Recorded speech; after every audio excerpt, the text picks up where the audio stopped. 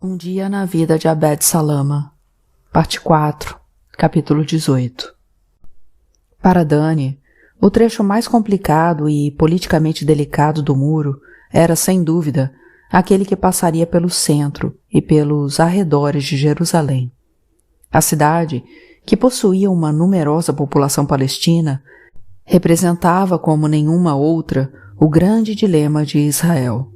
Como incluir o menor número possível de palestinos no lado israelense sem ceder 1 centímetro sequer de território? Havia 3 traçados possíveis para o muro em Jerusalém. O primeiro era uma fronteira puramente demográfica, que separaria os assentamentos judaicos da maioria dos bairros palestinos. A opção não era viável em termos políticos, pois seria vista como cessão de uma porção demasiado generosa de Jerusalém Oriental a um futuro Estado palestino. Os palestinos tampouco ficariam satisfeitos, uma vez que seriam separados de suas famílias, empregos, escolas, hospitais, igrejas e mesquitas. A segunda opção era seguir os limites municipais declarados unilateralmente por Israel, erguendo um muro ao redor de todos os vilarejos e bairros de Jerusalém Oriental anexados em 1967. O problema dessa alternativa era que havia grandes áreas urbanas de ambos os lados da fronteira. Construir um muro para separar locais como Anata e Dar-Yat As-Salam implicaria demolir edifícios e dividir bairros ao meio. Além disso, havia cerca de 30.000 palestinos com documentos de identidade verdes, morando no campo de Shuafat, em Dar-Yat As-Salam e nos bairros vizinhos, todos dentro dos limites municipais de Jerusalém. Se o traçado do muro incluísse esses moradores, Israel seria obrigado a emitir documentos azuis para eles ou expulsá-los. Ambas as opções representariam um desastre de relações públicas e poderiam levar a um derramamento de sangue. A alternativa derradeira foi a que Dani escolheu. Seguir a fronteira municipal o mais à risca possível, sem, no entanto, incluir certas regiões anexadas de grande densidade populacional, como Kfur Akab e todo o enclave do campo de Shuafat e dos bairros vizinhos de Ras Kamis, Ras Shihadet e Dar-Yat As-Salam. A remoção de fato desses bairros do município de Jerusalém também servia ao propósito demográfico israelense de manter o maior número possível de palestinos fora da cidade. Foi assim que dezenas de milhares de habitantes viram-se subitamente separados do restante da cidade por um muro. Embora continuasse responsável por esses novos guetos, a prefeitura ignorou-os.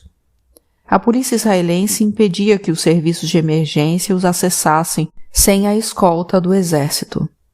Em 2006, uma ambulância do centro de Jerusalém foi enviada ao posto de controle de Shuafat para socorrer um homem que havia sofrido um ataque cardíaco do outro lado do muro. Como a polícia de fronteira se recusou a deixar o veículo passar até que um carro de escolta do exército chegasse, os paramédicos resolveram retirar os equipamentos da van e correr até a casa do paciente. Só 2 horas depois, porém, conseguiram chegar ao hospital Hadassah Montes-Copos, situado nas vizinhanças do campo de refugiados. Naquela altura, o paciente já havia morrido. Depois da construção do muro, Dani buscou uma solução para esses bairros negligenciados. Considerou propor que o próprio muro se tornasse a nova fronteira municipal, o que significaria que Jerusalém deixaria de ser formalmente responsável por tudo o que estivesse além de seus limites. Contudo, o que aconteceria com os portadores de identidade azuis desses bairros, mais de 1/4 da população palestina de Jerusalém? Dani temia que qualquer plano envolvendo a retirada de seus direitos de residência levaria um grande número de pessoas a se mudar para o lado de Jerusalém antes que a política fosse implementada. Se havia algo que o governo queria evitar, era atrair mais palestinos para o coração da cidade. Ainda assim, Dani apresentou a ideia ao prefeito de Jerusalém, Nir Barak, que endossou o redesenho das fronteiras municipais.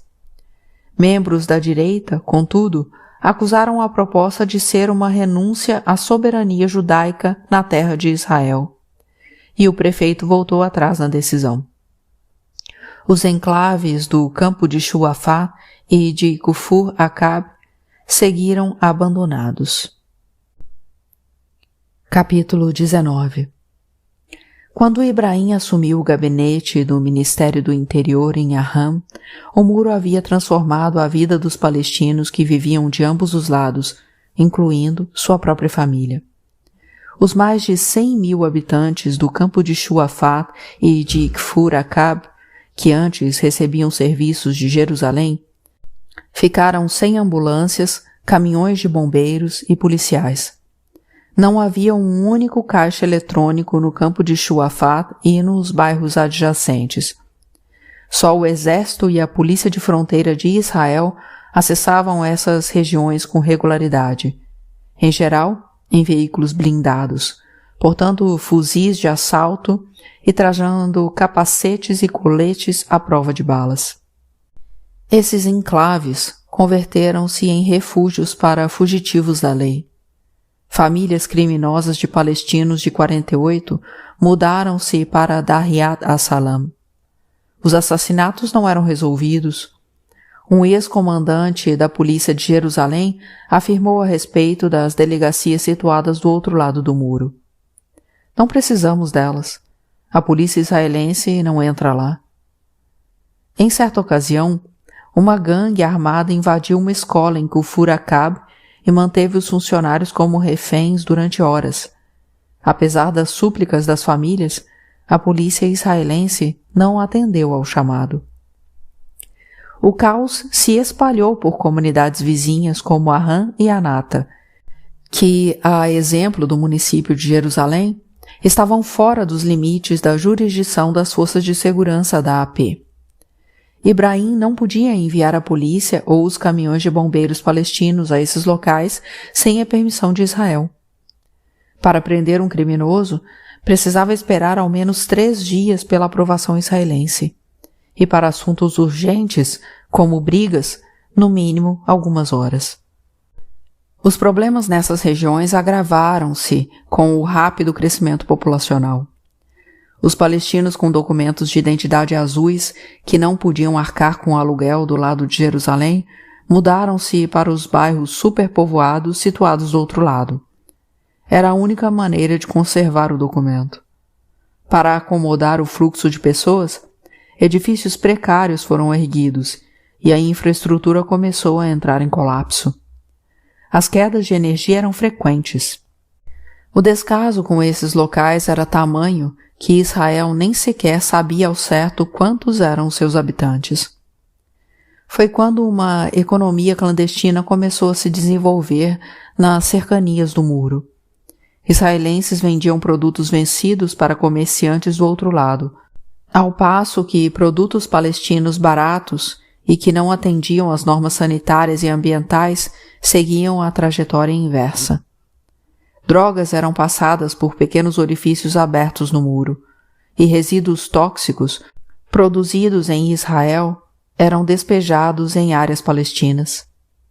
Milhares de carros velhos e sem registro foram vendidos a palestinos do outro lado do muro, onde nem a AP nem Israel verificavam o licenciamento. No campo de Shuafá e nos arredores, muitos pais viram-se obrigados a retirar os filhos de escolas em Jerusalém, com medo de expô-los ao contato diário com soldados no posto de controle. Do lado do muro em que estavam havia apenas um colégio público, abrigado no que costumava ser um curral de cabras.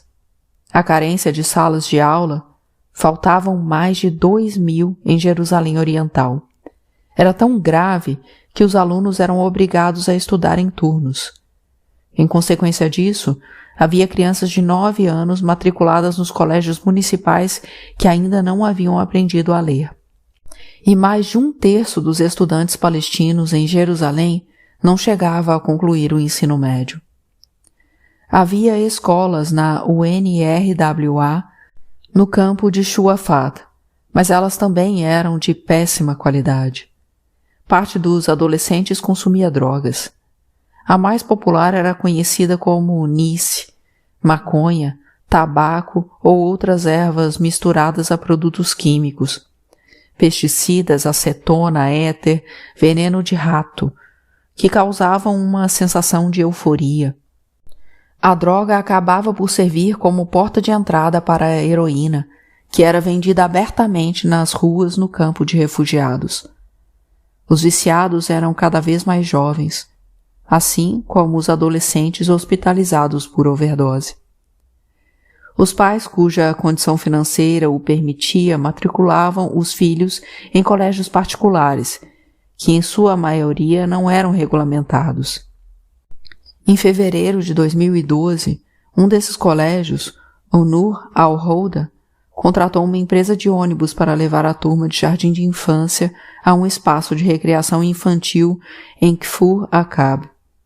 A empresa enviou um ônibus fabricado em 1985 e registrado ilegalmente para circular nas estradas esburacadas, congestionadas e sem iluminação adequada, sem presença policial ou divisória entre as pistas de sentido oposto.